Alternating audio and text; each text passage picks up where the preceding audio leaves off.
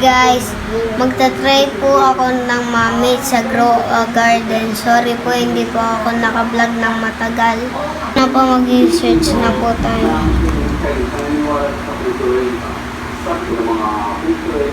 Ano na guys?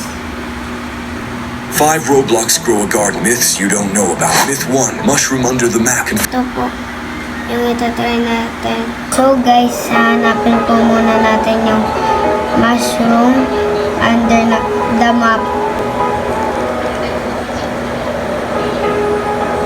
Lah, ba't wala? Doon po tayo sa kabila.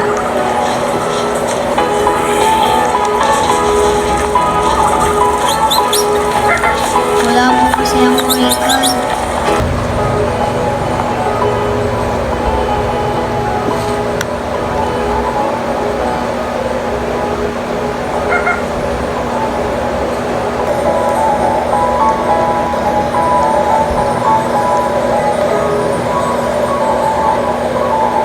Guys, hindi totoo.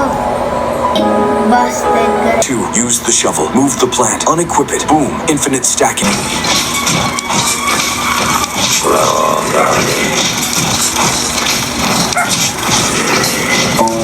Meat busted. Myth 3. Give your best plants to a pro player and they'll give something back.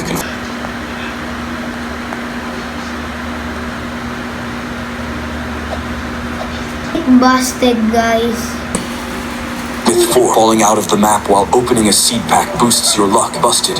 So guys, wala po kasi tayong seed back. Kaya next na lang tayo. Gave me emotional damage. Myth 5. You can move plants from other players' gardens. Confirmed. Pointless, but it won't. Try po natin. Meat busted. Guys, lahat ng mga meat sa Grow a Garden hindi totoo. Kaya, bye na guys!